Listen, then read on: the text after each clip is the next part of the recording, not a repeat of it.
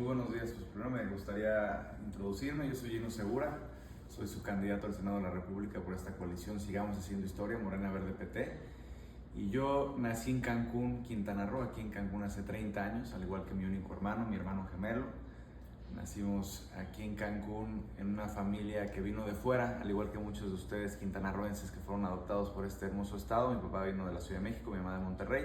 Aquí se conocieron, se enamoraron, se casaron y nos tocó a nosotros ser de esas primeras generaciones que nacen aquí en Cancún. Estuve viviendo hasta los 15 años de edad en Cancún, Quintana Roo, hasta que me fui a una preparatoria militar en Estados Unidos, Culver Academy, que está cerca de Chicago, una institución de mucha historia, de mucho prestigio. Ahí aprendí lo que es la disciplina, la responsabilidad, la lealtad, y de ahí me fui a estudiar la licenciatura en la Ciudad de México en el ITAM, Economía y Finanzas. Ahí estudié la licenciatura, durante la cual tuve también la oportunidad de tener intercambios en el extranjero. Tuve uno en la Pompeu Fabra en Barcelona, que es una de las mejores universidades de economía en el mundo. También tuve otro en Copenhague Business School en Dinamarca, aprendiendo de ese sistema escandinavo que también es muy interesante, y posteriormente en Harvard en Estados Unidos. De ahí complementé mi educación con un posgrado en Derecho Financiero también por el ITAM, y después de 10 años de estar fuera del estado, ya es cuando yo empecé este recorrido por el sector público. Primero decirles que yo era de esos jóvenes, al igual que muchos de ustedes que nos están viendo a través de este video, que no creía en la política, que no creía en el gobierno. Nadie en mi familia trabaja en el sector público, ni de mi familia paterna, ni materna, ni de mi pareja. Tengo una novia, estoy comprometido ya, en pocos meses me voy a casar con el amor de mi vida, y nadie en nuestra familia trabaja en el sector público más que yo. Entonces, habiendo dicho ese contexto, decirte que la realidad es que yo no era un joven que soñaba con ser político o que soñaba ser funcionario público. Cuando yo inicié este recorrido por el sector público, esta trayectoria fue meramente circunstancial. Yo lo que sí tenía muy claro era que, estando fuera del estado, que estuve 10 años fuera, siempre quería ver la manera de cómo regresar a Quintana Roo, de cómo ejercer mi profesión, economía, finanzas, administración, y de cómo darle algo de regreso al estado que tanto nos ha dado mi familia y a mí, por supuesto, a las y los quintanarroenses. Y es cuando, en plena pandemia, en marzo de 2020, que llegué a México. La pandemia, a México me refiero al país, yo estaba trabajando en un fondo de inversión en la Ciudad de México. Me dieron home office y dije, pues hacer home office en la Ciudad de México, mejor me voy a Cancún, ¿no? Me voy a Cancún para convivir también a mis padres, que yo llevaba 10 años de estar fuera de mi casa. Me fui muy chavito, ¿no? Me fui a los 14 años de mi casa.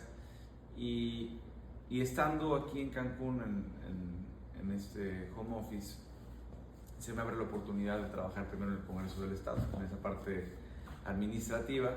Ahí es donde yo inicio mi carrera en el sector público. La verdad es que me gustó muchísimo, me di cuenta que esa era mi vocación, mi pasión, y es como yo continúo en esta trayectoria. La hoy gobernadora Mara Lezama es quien me da la oportunidad también de seguir con esta carrera en el municipio de Benito Juárez como oficial mayor, viendo toda esa parte administrativa, presupuestal del municipio, y posteriormente, cuando ella gana como gobernadora, me invita como secretario de Finanzas y Planeación del Gobierno del Estado, que a mis 28 años llegué a ser secretario de Finanzas de Quintana Roo.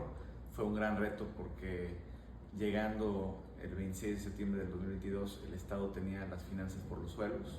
No lo digo yo, lo dicen los datos. Teníamos una deuda con proveedores de más de 7.156 millones de pesos. Teníamos también una deuda bancaria de casi 20.000 millones de pesos. Teníamos ya 3 meses el pago de aguinaldos y no se tenían administradas los fondos. Y la verdad es que tuvimos ese reto llegando a la administración, pero pudimos lograr sanear las finanzas gracias a disciplina financiera, el combate a la corrupción y, por supuesto, una visión de reestructuración de las finanzas. Después de año y medio me coloco aquí sentado junto a ustedes platicando de una candidatura rumbo al Senado de la República, pero ha sido una trayectoria ya en el ámbito público, en donde he trabajado en el municipio, en el ámbito municipal, en el ámbito del Congreso local y en el ámbito del gobierno del Estado. ¿Cuál es tu intención precisamente de participar como senador? Justamente llevar esta experiencia al Senado de la República, decirles que en menos de año y medio tuvimos grandes logros en la Secretaría de Finanzas, pudimos sanear las finanzas del Estado, pudimos reducir el pasivo circulante en más de 50%, esos 7.156 millones de pesos hoy se colocan en menos de 3.000 millones de pesos porque hemos logrado pagar justamente esos pasivos que además eran muy importante pagarlos porque por un lado tenemos pasivos, por ejemplo, en seguridad.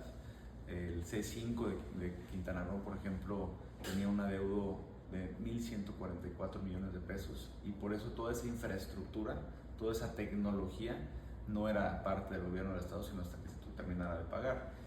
También logramos presupuestos históricos en educación, en salud, en seguridad, en infraestructura. Logramos también mejorar la calificación crediticia, que es muy importante. Sé que ustedes son un perfil muy empresarial. Mejoramos la calificación crediticia en 3 niveles en tan solo un año. Eso nos ayuda, ¿por qué? Porque grupos, por ejemplo, hoteleros internacionales, Hilton, Marriott, se enfocan mucho en este tipo de métricas para poder hacer inversiones que generan empleos y derrama económica en Quintana Roo. Y esa experiencia que tuve en la Secretaría de Finanzas, también de llevar a cabo gestiones de la mano de la gobernadora Mara Lezama, quiero llevarla al Senado de la República. Si bien ya trabajé en el ámbito municipal, ya trabajé en el ámbito del gobierno del Estado y por supuesto del Congreso local, ahora quiero llevar esa expertise y esa experiencia al Senado de la República para no solamente enfocarme en la legislación de leyes a favor de Quintana Roo, sino también en la gestión de los recursos, en la gestión de los presupuestos, en la gestión de los proyectos. Déjenme decirles un dato muy importante. Quintana Roo es un estado que genera mucho dinero a la federación. Es un estado que el año pasado le generó más de 400,000 millones de pesos a este país.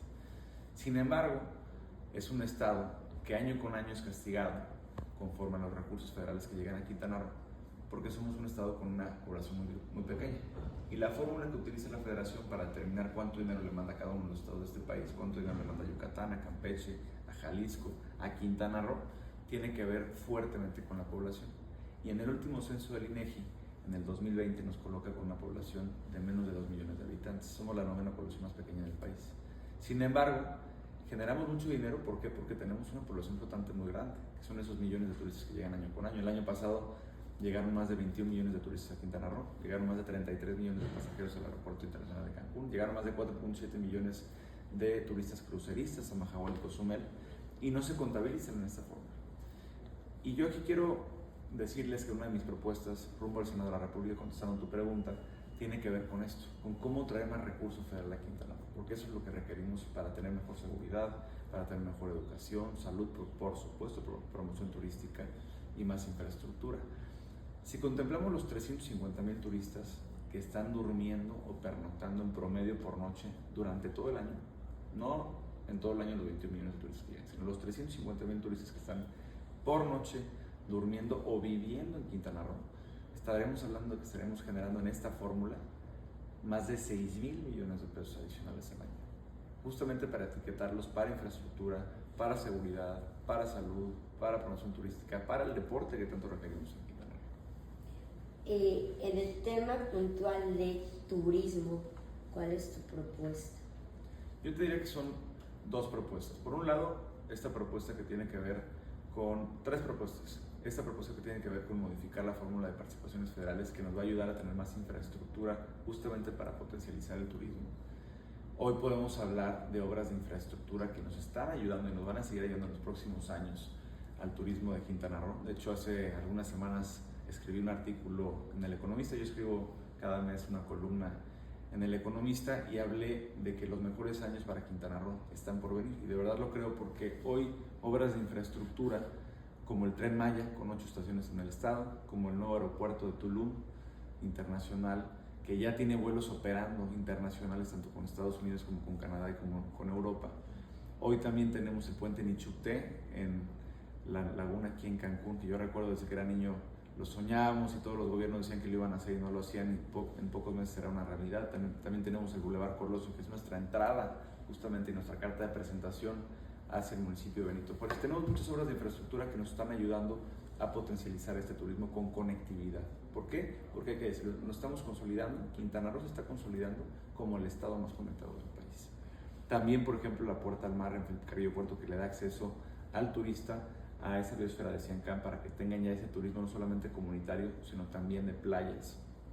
Y en la zona sur, la restauración de zonas arqueológicas, que hoy eso nos permite tener mayores atractivos turísticos. Entonces, la primera propuesta es invertir en infraestructura para tener más y mejores atractivos turísticos y conectividad. Hay que seguir impulsando esta infraestructura de conectividad y movilidad. La segunda tiene que ver con cómo traer más recursos justamente al Estado para poder invertir no solamente en infraestructura, sino también en promoción turística. Es importantísimo invertir en promoción turística de los hoy 12 destinos que tenemos en el Estado. Y en ese sentido de la promoción, se creó el impuesto al hospedaje precisamente para el tema, se había etiquetado de 2%, ahora está en 5%. Sin embargo, hay deficiencia en el tema de promoción, dicho por los que saben. En ese sentido, ¿qué vas a hacer tú para poder etiquetar ese recurso? Y si no tenemos la promoción como otros destinos tan competitivos como Dominicana, pues hay un riesgo de perder mercado, y pues cómo se amortigua también el tema para lograr la operatividad, por ejemplo, del Tren Maya, porque no es barato, ¿no? Entonces, ¿qué vas a proponer en ese sentido? Totalmente, es una gran pregunta. Primero que nada, quiero decirles que vengo con resultados en este tema. Como tú bien mencionaste, Mariana, el impuesto al hospedaje, cuando se creó en los 2000, se creó con una justificación de promoción turística. Después de pocos años, creo que a los 4 o 5 años, se eliminó esa etiqueta y se empezó a utilizar para el gasto corriente del gobierno, como muchas veces sucede a nivel nacional. Y yo, al frente de la Secretaría de Finanzas, por supuesto bajo la visión de la gobernadora Mara Lezama, volví a etiquetar ese recurso por primera vez en prácticamente 20 años. Y creamos un fideicomiso que hoy existe y que hoy funciona, que es el Fideicomiso de Promoción Turística. Eso es histórico. Creamos ese fideicomiso en el cual la mitad del comité técnico, 7 miembros, son de la parte ciudadana, son justamente los representantes de las asociaciones hoteleras de Quintana Roo, y la otra mitad son los funcionarios del gobierno del Estado. Y en conjunto se toman las decisiones de en qué se ejerce ese recurso. Y hoy tenemos etiquetado el 20% de la recaudación del impuesto al hospedaje de ese 5%, es decir, 1% de ese, una quinta parte de ese impuesto se va etiquetado a ese fideicomiso. Pero además lo complementamos con más recurso del Estado. Por ejemplo, este año 2024 la inversión va a llegar a casi 1,000 millones de pesos. Es decir, vamos a estar prácticamente al mismo nivel que todo un país, que República Dominicana como Estado Quintana Roo. Entonces, con eso quiero decirles que ya se inició el trabajo por parte de nosotros y ahora queremos complementar ese trabajo que ya iniciamos el año pasado, y queremos complementarlo. ¿Por qué? Porque sabemos que de todas maneras hace falta más recursos, necesitamos más recursos para seguir siendo competitivos, y por eso no solamente hablo de la fórmula que ya hablé de cómo modificarla para generar más recursos para Quintana Roo, sino también me voy a otro concepto que es otra de mis propuestas como candidato al Senado, que tiene que ver con el DNR. El DNR es el derecho de no residente. Es un derecho que se le cobra a todos los pasajeros que llegan a los aeropuertos internacionales de este país. En el caso de Quintana Roo ya tenemos 4 aeropuertos internacionales, tenemos Cancún, tenemos Chetumal, tenemos Cozumel y tenemos Tulum. Tan solo en el de Cancún el año pasado llegaron más de 33 millones de pasajeros. Se cobran miles y miles de millones de pesos por este derecho en nuestros aeropuertos, y hoy recibimos 0 pesos. ¿Por qué? Porque la distribución hoy está de la siguiente manera: el 80% se va a la construcción del Tren Maya y el 20% se queda en migración. Sin embargo, yo veo prudente, viable y factible que, llegando al Senado de la República en septiembre de este año, una vez concluida la obra del Tren Maya, podamos solicitar que por lo menos un porcentaje de este derecho que se cobra en nuestros aeropuertos, en nuestro territorio, se le regrese a Quintana Roo. Y con eso podemos etiquetar una parte de ese recurso justamente a la promoción turística para seguir complementando este fideicomiso que hoy tenemos. Otro tema importante es el de seguridad. Sin seguridad se cae todo. En ese sentido, ¿cuál es tu propuesta puntual? Totalmente.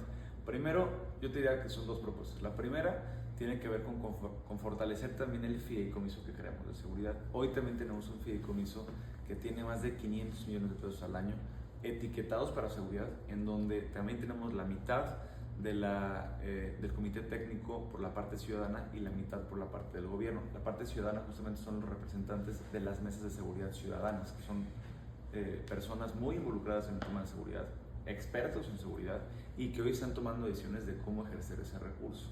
Hay que complementar ese fideicomiso con más recursos por parte de ambas iniciativas que ya comenté, tanto del DNR como de la fórmula de participaciones federales. Sin embargo, también es importante decir, hoy tenemos una candidata en mi coalición, la doctora Claudia Sheinbaum Pardo, a la presidencia de la República, que tuvo grandes resultados en seguridad en la Ciudad de México. Ella pudo reducir índices de inseguridad como por ejemplo los delitos de alto impacto, los homicidios dolosos en más de 60% en 5 años que estuvo al frente de la ciudad, con una estrategia de 2 vertientes. Por un lado, la cero impunidad, que es importantísimo. Todos los delitos tienen que ser castigados y eso tiene que ver con un fortalecimiento del cuerpo policial, tiene que ver con más infraestructura, tiene que ver con más tecnología, tiene que ver con una total coordinación entre las fiscalías y la Secretaría de Seguridad Ciudadana. No se sabía, pero por ejemplo ella lo que hizo, porque yo entrevisté a Harfuch hace un par de semanas, es que la Secretaría de Seguridad Ciudadana en la Ciudad de México no solamente se dedica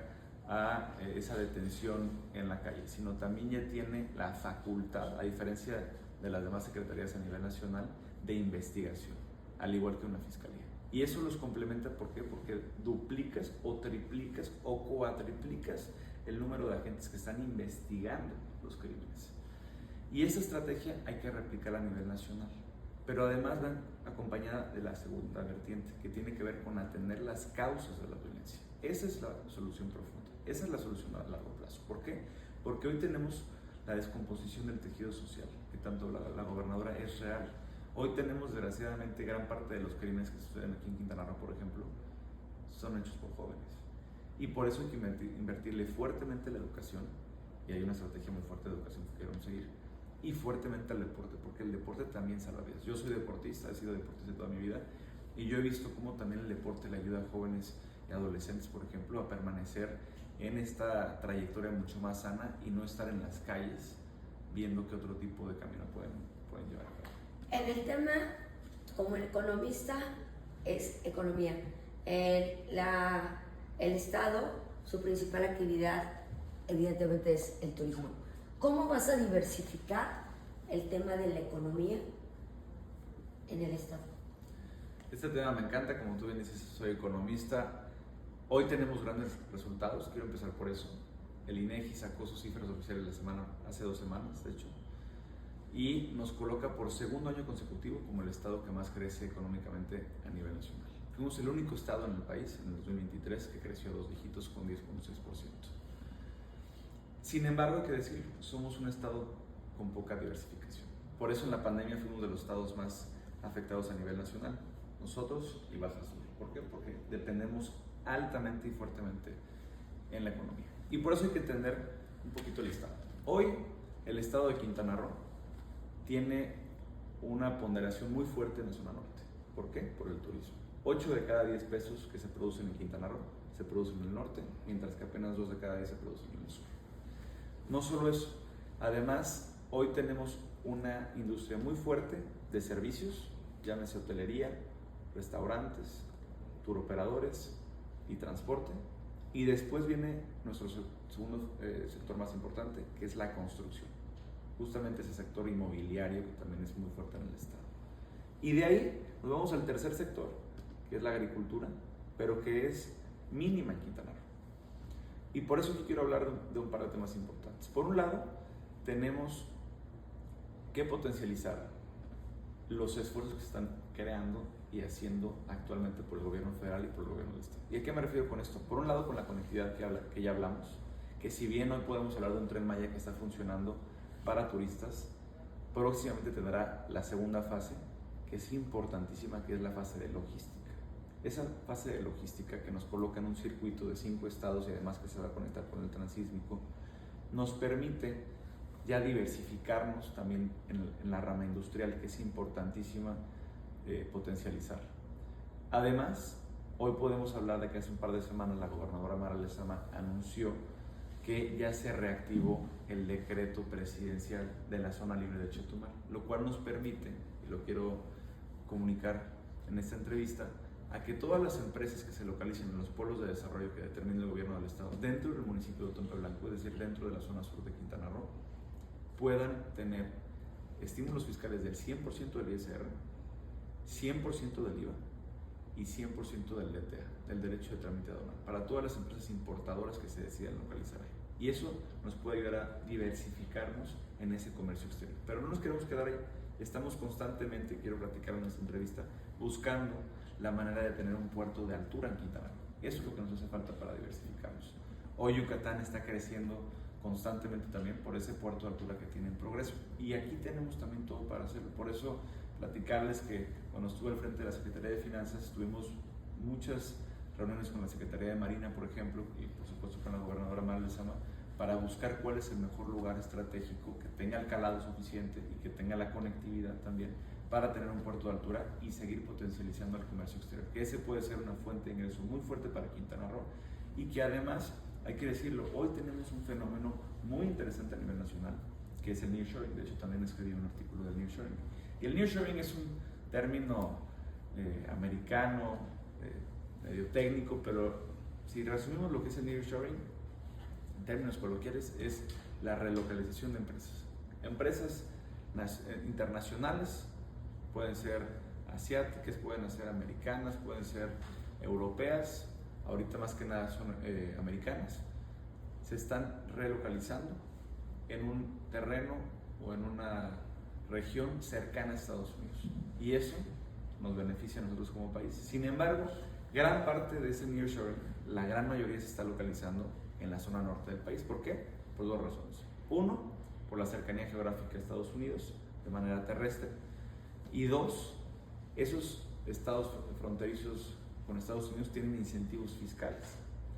Y se nos olvida muchas veces, Quintana Roo también es un estado fronterizo, solo que tenemos frontera con Belice. Por eso otra de mis propuestas rumbo al Senado de la República tiene que ver con que solicitemos esa homologación de incentivos fiscales generalizados para las empresas en Quintana Roo, donde podamos tener 8% de IVA y 20% de ISR, como lo tienen otros estados fronterizos de la zona norte del país. Y con eso podremos incentivar que empresas del nearshoring, empresas internacionales, volteen a ver a Quintana Roo y también volteen a ver a la zona sur de Quintana Roo para poder localizarse aquí y generar derrama económica y generación de empleos, porque también aquí tenemos la zona sur-sureste de Estados Unidos muy cercana y con un puerto de altura cercano podemos llegar a ese mercado. Entonces, aquí te quiero platicar que hay mucho potencial. Estamos creciendo en la economía, somos el estado que más crece a nivel nacional, pero no nos podemos quedar ahí. Tenemos que diversificarnos y por eso quiero enfocarme en comercio exterior y en la parte industrial.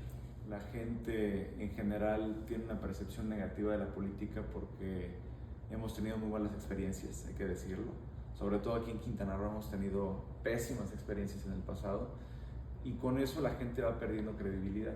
Por eso yo al inicio de la entrevista les decía que yo también era de esos miles de jóvenes, al igual que muchos de ustedes, que no creían en la política. Sin embargo, estando dentro, yo he visto el potencial que uno tiene como servidor público de hacer la diferencia, de poner ese granito de arena, y por eso he tenido la motivación de seguir avanzando. Hoy podemos hablar de grandes resultados, hablamos un poquito de ellos, hablamos de los fideicomisos que están funcionando hoy actualmente en Quintana Roo, de seguridad, de salud, de bienestar y de promoción turística. Hablamos también de lo que hemos logrado al sanear las finanzas del Estado, los programas sociales que hemos impartido también para las mujeres, muchas cosas que hemos podido lograr en poco tiempo, y eso es lo que me motiva justamente para seguir adelante. Y es importante decirlo, hoy tenemos un estado joven, tenemos el estado más joven del país, por eso aprovecho para decirle a todos los jóvenes quintanarroenses que sí se puede, que todo lo que quieran hacer sí lo pueden lograr.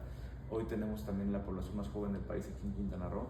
La edad promedio en Quintana Roo es de 28 años. Yo a mis 30 años justamente quiero representarlos a ustedes y decirles que es importante que nos involucremos en la política. Hoy tenemos políticas públicas como las acciones afirmativas que nos permiten a los jóvenes involucrarnos, porque hoy hay, por ejemplo, cuotas jóvenes para planillas municipales, para planillas de congresos locales, de congresos federales, y eso nos permite tener esa oportunidad de llegar como jóvenes a estos puestos de elección popular y de administración pública, de toma de decisiones, y enseñar y también presentar que sí podemos los jóvenes hacerlo.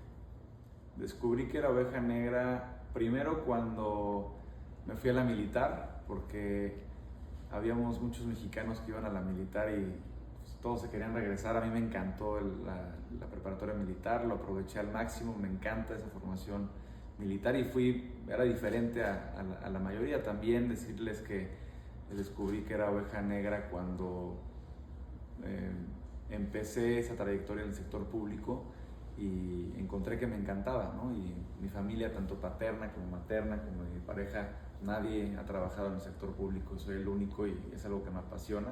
Y por ejemplo también, en un tema un poquito más personal, la familia de mi prometida se dedica al café, llevan más de 70 años la familia en una empresa familiar de café. Ellos importan café de otros países, también a nivel nacional compran de algunos estados, de Oaxaca, de Chiapas, de Veracruz, y lo procesan y tienen una marca de café propia, que es Café Marino, y también le producen otros cafés, y yo no tomo nada de café. Entonces, cuando me voy de viaje con ellos o cuando voy a visitarla, todos son sumamente cafeteros y yo para nada.